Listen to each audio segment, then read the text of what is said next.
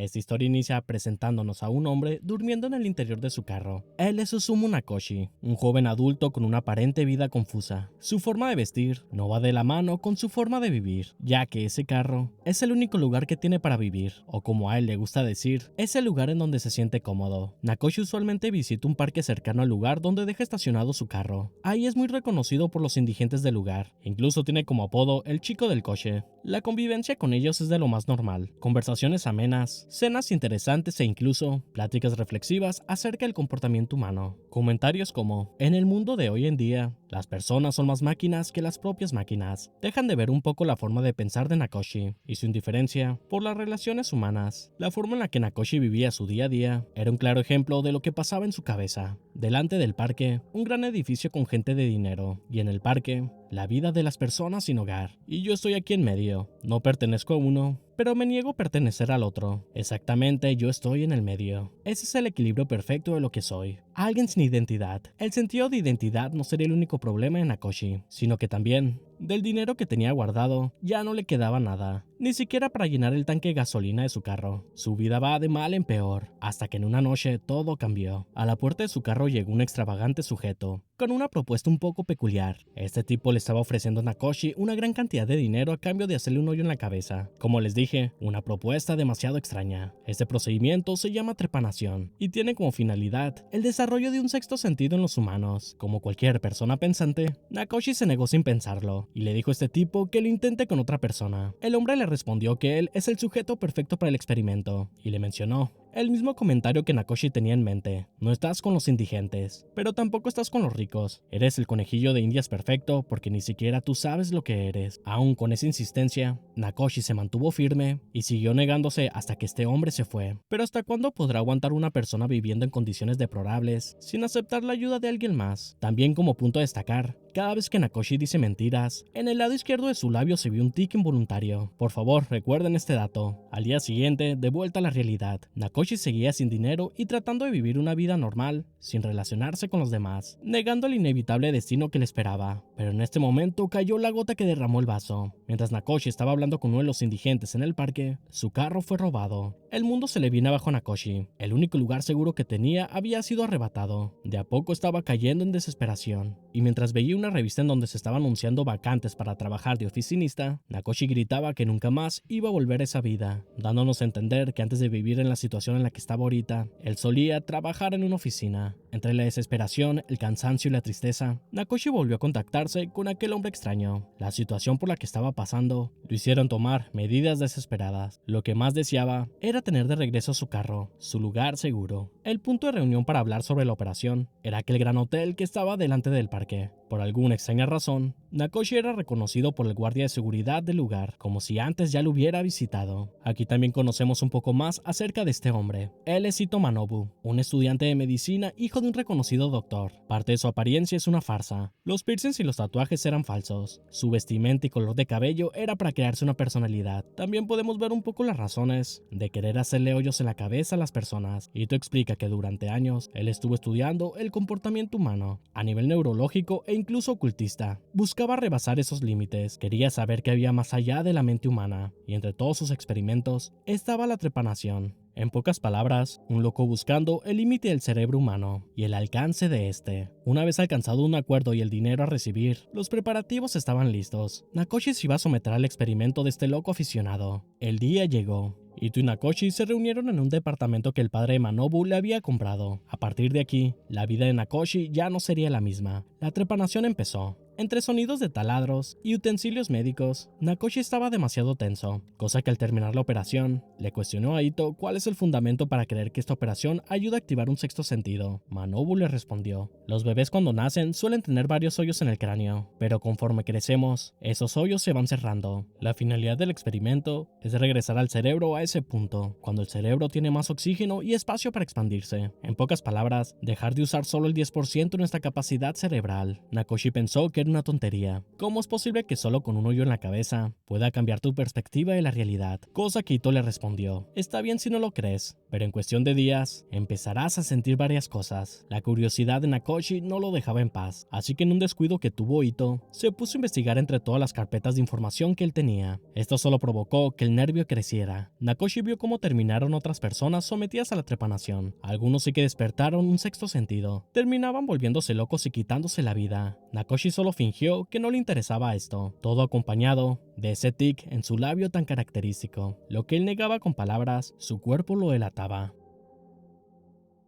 Después de este momento, Nakoshi finalmente salió del departamento y recuperó su carro. En un principio estaba enojado porque descubrió que Ito fue quien mandó a que se lo roben, y más se enojó cuando se dio cuenta de que dentro del departamento estaba lleno de cámaras y micrófonos. ¿Por qué este sujeto actúa de esta forma?, se preguntaba Nakoshi. Esa misma noche, empezaron las pruebas para estimular el sexto sentido de Nakoshi. Visitaron túneles malditos, hospitales embrujados e incluso una casa en donde ocurrieron asesinatos. Todo esto con tal de saber si Nakoshi podía sentir algo más que lo paranormal, lo espiritual o sensorial, llegando a una conclusión negativa. Después de una larga plática donde Nakoshi ya estaba rendido a la idea de ver cosas con su sexto sentido, Ito le dijo que debería de empezar a usar el lado izquierdo de su cuerpo. La teoría de él era que normalmente las personas usamos el lado racional y un lado subconsciente, atribuyendo este último al lado izquierdo. En pocas palabras, usar el lado izquierdo de nuestro cuerpo agudiza nuestros sentidos más allá de lo que nuestro cerebro percibe. Con las pruebas infantiles de Ito no ocurrió nada. Lo bueno llegaría cuando Nakoshi estaba caminando por las calles y una ventisca provocó que le cayera tierra en el ojo. En este momento, Nakoshi empezaría a ver un mundo totalmente diferente. Con su mano en el ojo derecho y admirando a la gente con el ojo izquierdo, Nakoshi quedaría impresionado. Todas las personas que veía a su paso parecía que eran extrañas criaturas con deformidades. Nakoshi no podía creer lo que estaba viendo. Era una imagen sacada de un libro de ciencia ficción. Cuando Nakoshi abría los dos ojos, veía un mundo normal, pero cuando percibe todo con el ojo izquierdo, las imágenes más dantescas aparecían delante de él. Tanta impresión y terror provocaron que Nakoshi tuviera un accidente con un hombre enorme, hombre que terminó siendo el jefe de la Yakuza. Nakoshi utilizó el ojo izquierdo para ver este personaje. Lo sorprendente sería que este hombre era representado como un robot. ¿Qué mierda estaba pasando aquí? ¿Por qué este hombre es un robot? De por sí la situación ya era difícil para Nakoshi, pero se ponía aún más raro. Todo el cuerpo de este Yakuza era robótico, a excepción de un dedo meñique. Cuando Nakoshi volvió a usar su ojo izquierdo, pudo ver el brazo y la cara de un niño pequeño. Este niño parecía que estaba sufriendo por algo y se autolesionaba con una guadaña. Esto pasaba cuando el jefe Yakuza empuñaba una navaja para lastimar a Nakoshi. Por favor, recuerden este dato. Nakoshi intentó ayudar al niño que estaba viendo. Mencionó en repetidas ocasiones que no se hiciera daño y diciéndole que no llore. La situación terminó poniéndose demasiado emocional, tan emocional que el jefe Yakuza terminó llorando a la par que el niño y retirándose del lugar. Al parecer Nakoshi podía ver lo que había dentro de las personas, más allá de lo que se representaba físicamente. Si aún no entiendes nada, no te preocupes que más adelante se va a explicar todo esto detalladamente. Obviamente Nakoshi tenía que hablar con Ito sobre todo esto, por dos razones. La primera, Nakoshi creía que se estaba volviendo loco, y segunda, necesitaba encontrar un significado para todo esto. Tanto era el miedo que Nakoshi sentía, que hasta le daba miedo verse al espejo con el ojo izquierdo. Tenía el temor de que él también sea un monstruo al igual que los que estaba viendo. Nakoshi e Ito se encontraron para juntar la información y llegar a una conclusión. Nakoshi le explicó todo lo que había visto y se lo explicó con dibujos. Ito estaba en verdad impresionado. Su experimento había funcionado en esta ocasión. Era como un niño con un juguete nuevo, pero necesitaba poner a prueba esta habilidad de nuevo. Así que Nakoshi vuelve a usar el ojo izquierdo para analizar a todos los que estaban comiendo en el restaurante. El festival había comenzado. Casi todas las personas del lugar se veían con deformidades, pero lo que más llamó la atención de Nakoshi fueron unas señoras que estaban comiendo. Una de ellas se veía normal, pero la otra parecía que no tenía cuello, además que parecía que lo estaba cuidando o resguardándolo. Ito puso a prueba una teoría que tenía en su cabeza, así que gritó en voz alta que le dolía el cuello, cosa que provocó que esta señora volteara a verlas con preocupación. Tomando en cuenta esta reacción, por ahí debería estar la respuesta para entender la trepanación. Otra cosa que me gustaría mencionar, Ito por casualidad le preguntó a Nakoshi acerca de cómo se ve él con su ojo izquierdo, pero Nakoshi recurre a la mentira, todo para no decirle que en verdad no se veía nada, y esto es literal. Ito no se veía porque era invisible. Esta interacción poco pudo ayudar a Nakoshi. Se fue a su carro pensando que ya estaba volviéndose loco y que todas estas cosas eran producto de su imaginación. Los días siguieron pasando. Nakoshi estaba sumergido en un sentimiento extraño. Si tuviera que describirlo, estaba confundido, desapegado, triste e incluso podría decir que nostálgico. Tal vez esto que estoy viendo es más allá del mundo que veo cotidianamente.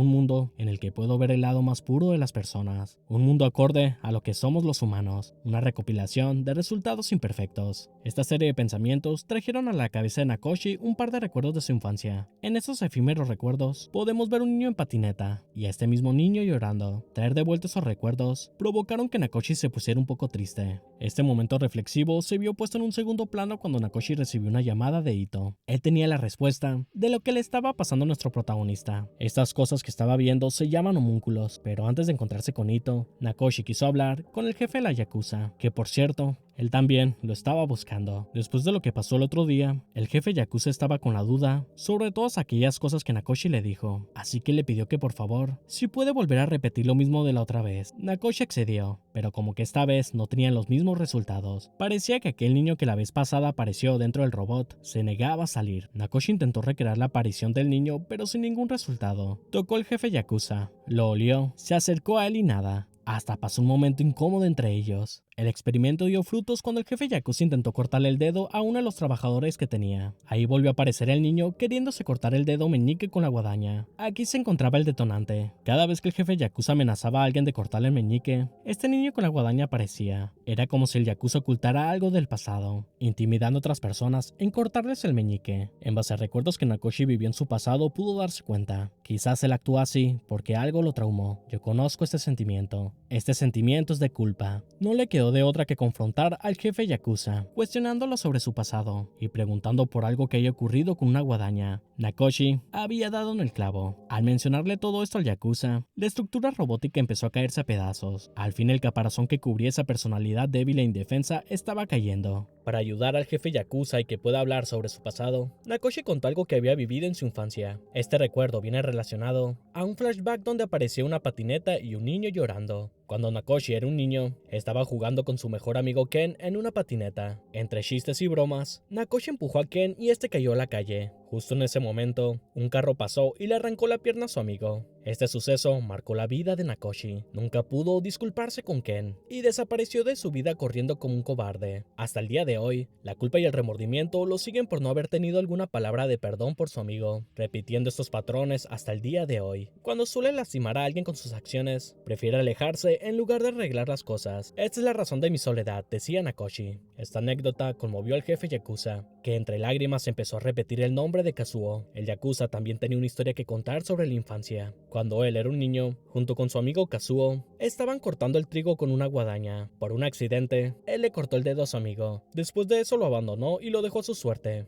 Ese mismo arrepentimiento y la culpa lo llevaron a repetir esto con otra gente, lastimando a otras personas por la culpa que sentía, e incluso cortándose a sí mismo, justificando y dejando ver que no aceptaba el error que había cometido. La representación del robot significaba que era una armadura, una capa indestructible para evitar que vean su lado vulnerable. Después de eso, el jefe Yakuza rompió en llanto, gritando y lamentándose por el daño que le causó su amigo, repitiéndose a sí mismo lo arrepentido que estaba. Fue hasta que Nakoshi le dijo que no tuvo la culpa de nada, cuando finalmente esa estructura robótica desapareció. Viéndolo con el ojo izquierdo, el jefe Yakuza había vuelto a ser una persona normal, cerrando este momento con el jefe cortándose el dedo meñique como arrepentimiento y renunciando a la Yakuza, y así dejándonos entrever qué son los homúnculos. Esta sí que había sido una larga noche para Nakoshi. Vivió en carne propia cómo es el lado íntimo de las personas y confirmó que detrás de cada humano hay algún trauma que nos hacen ser lo que somos ahora. Nakoshi no pudo evitar reírse a carcajadas por lo estúpido que había sido el jefe Yakuza. Cortar dedos solo por sentir culpa. Vaya idiota, pensaba Nakoshi. Pero en verdad, ¿quién es el verdadero idiota? ¿Quién confrontó su error, se arrepintió y lo enmendó? ¿O quien solo lo ignoró y continuó, teniendo la misma mierda de vida sin cambiar nada? Creo que en verdad, el verdadero perdedor de todo esto soy yo, decía Nakoshi.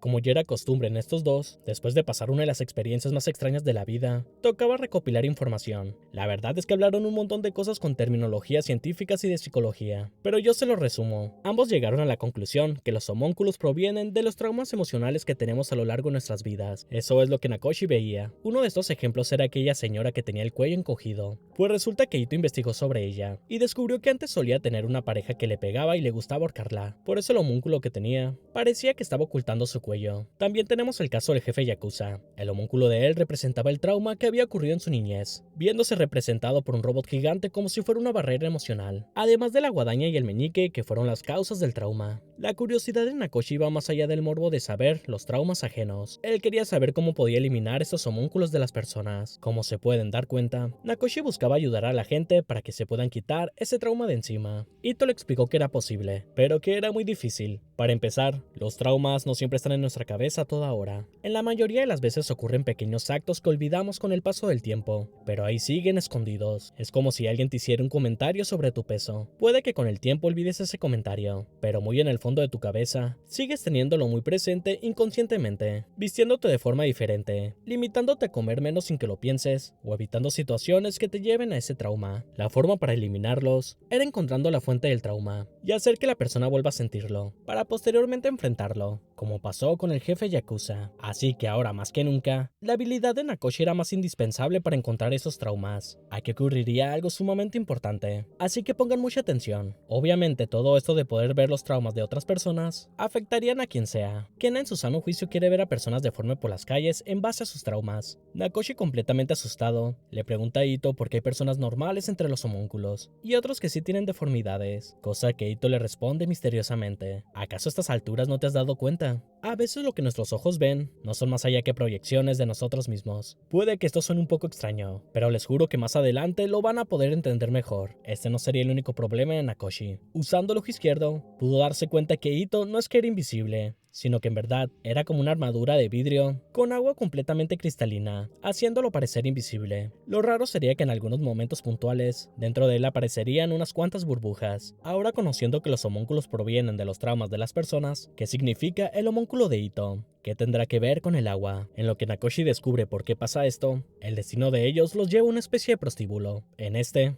había un montón de mujeres estudiantes esperando a ser contratadas. La finalidad de esto era para conocer a toda clase de homúnculo. A palabras de Ito, en este lugar era fácil de encontrar homúnculos modernos, personas con traumas a temprana edad y que aún están frescos en el subconsciente. La forma en la que Ito se expresa de ellas era de una forma desagradable. Para él, solo son mujeres para satisfacer las necesidades sexuales de los hombres. Cuando Ito habla así de ellas, Nakoshi usó el ojo izquierdo para verlo. Adentro de Manabu brotaban demasiadas burbujas. Era como si ver mujeres provocaran ese efecto dentro de él. Pero no vinimos a esto. Nakoshi tenía que encontrar un homúnculo entre todas estas mujeres, y la búsqueda dio resultados. Esta chica de aquí la conocemos como 1775, y que yo la llamaré 1700. Ella tenía un homúnculo. La característica de este es que parecía que estaba cubierto de arena, una arena moldeable capaz de cambiar de forma. Ito parecía ser el más interesado en todo esto. Estaba fascinado de que esa mujer tan hermosa sea un homúnculo. Quería llegar al fondo de sus traumas. Quería saber lo que había dentro de ella.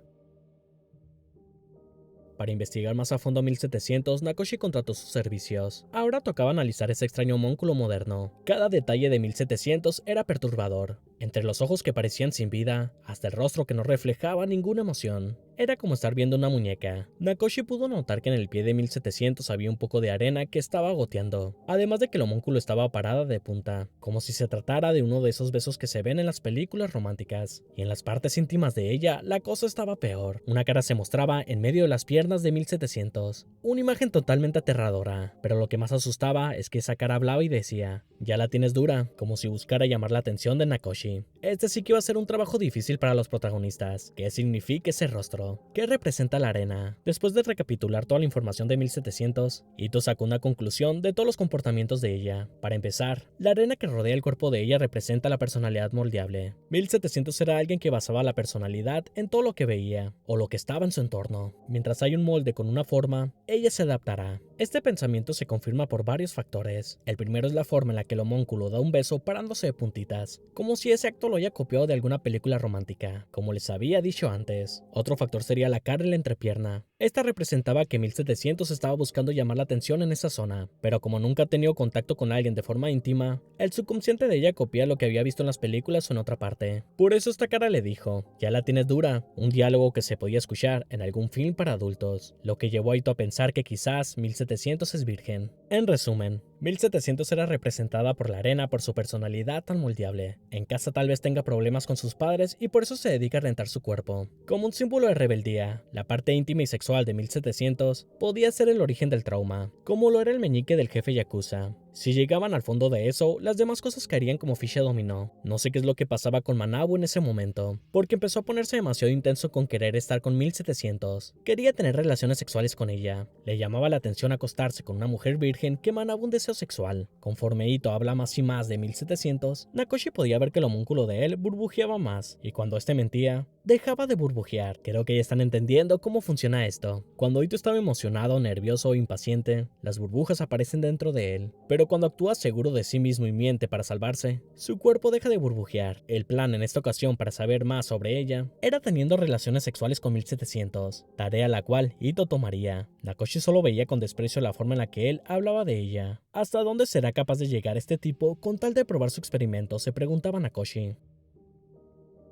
El plan de Ito era sencillo. Quería seguir a 1700 hasta encontrar un momento vulnerable y poder acercarse a ella. Todo esto ante la mirada juzgadora de Nakoshi. Como sabían que 1700 era la típica mujer que iba a copiar la personalidad de las mujeres rebeldes como en las películas, la siguieron hasta una farmacia. Estaban casi seguros que ella iba a intentar robar algo. Nakoshi lo observa con el ojo izquierdo y pudo notar por su homúnculo que esta mujer ya estaba lista para robar. Lo que llamó la atención de Nakoshi es que 1700 no presentaba signos de estar nerviosa. Si ella no se ponía nerviosa, nunca llegaría ese momento de vulnerabilidad que Ito estaba buscando. Así que él forzó la situación. Le jugó una broma pesada a Nakoshi para que pensaran que él era quien estaba robando. Esta situación tan caótica provocó que 1700 entrara en pánico. Momento que Ito aprovechó y se la llevó a una cafetería. Antes de tener sexo con ella, quería desnudarla por dentro. 1700 rápidamente se dio cuenta de que todo este plan lo había organizado Ito, cosa que él le respondió que no. Todo fue mera casualidad. Sabía que ibas a robar, pero no sabía que lo ibas a hacer en ese momento. Yo solo aproveché que estabas nerviosa. Seguido de eso, Ito comienza a analizar a 1700. Recordemos que él es un excelente estudiante y anteriormente ya había analizado el comportamiento humano. Él podía notar que ella estaba nerviosa. Por eso Ito le dice: el lado izquierdo de tu cuerpo dice mucho de ti. Tu peinado tapando el ojo izquierdo. Tu pierna temblorosa por mis preguntas. El lenguaje no verbal que este lado transmite, se podría decir que es el verdadero tú. Lo que eres por dentro. Eso es lo que quiero saber. ¿Quién eres tú? Lo que él buscaba saber es porque 1700 no tenía personalidad y se la pasaba copiándola de los demás o usando la que sus padres le habían impuesto. Mientras Ito le estaba cuestionando más sobre su propia identidad, Nakoshi a lo lejos podía ver cómo el homúnculo de 1700 se estaba desmoronando. La respuesta a los traumas de ella estaban a la vuelta de la esquina. Estaban a un solo paso de descubrir qué significaba ese homúnculo arenoso. En el momento que 1700 entendió que la personalidad que reflejaba no era lo que en verdad era, su homúnculo se desintegró. Ella reconoce que nunca ha sido alguien con personalidad y que simplemente actúa de acuerdo a cómo le enseñó su entorno. Ito tenía 1700 donde quería. Sabía que ahora era el momento para buscar llegar a la tercera base. En medio de esta crisis, cualquier invitación para hacerla sentir algo diferente iba a ser bien recibida. Ito le sugirió a 1700 que si buscaba salirse de ese molde, tenía que hacer cosas que antes no solía hacer. Ella se quedó pensando en qué cosas podían ser. Y aquí es cuando entra Ito. Él le dice: yo te puedo dar una ayuda con eso. ¿Qué tal si tenemos sexo? Estoy seguro que sigues siendo virgen. Esta es la mejor forma para que salgas del molde y conozcas algo nuevo. 1700 estaba asustada por la propuesta, pero su homúnculo reflejaba todo lo contrario. Muy en el fondo, ella quería saber cómo se sentía mantener relaciones. Pensaba que tal vez con eso, ella tendría una personalidad propia y diferente, no una fingida. El subconsciente de 1700 quería, pero se negaba a admitirlo en pocas palabras. Por eso cuando Ito retiró la propuesta y se estaba yendo del lugar, ella lo agarró del brazo y le dijo que estaba bien perder la virginidad con él. El plan de Ito salió a la perfección. ¿Qué pasará con este homúnculo? ¿Qué más esconderá en su interior 1700? ¿Qué significa toda esa arena? Pues eso lo vamos a descubrir en la parte número 2 de este resumen. Espero que estés ahí. Quiero agradecerle a todas las personas que hayan dejado un bonito comentario en mi video anterior. Les agradezco mucho. También un agradecimiento para todos los tremendos ganadores miembros del canal. La mayoría ya está rondando el año como miembro. Hasta me dan ganas de llorar. Se merecen un aplauso. Y esta es la canción de la semana. Espero que el video te haya gustado. Se agradecería mucho si me dejas tu like y tu sub. Eso me ayudaría mucho como motivación. Estas son mis redes en las que puedes tener un trato más personal conmigo. Sin nada más que decir, yo soy Vuelo Uso, chao.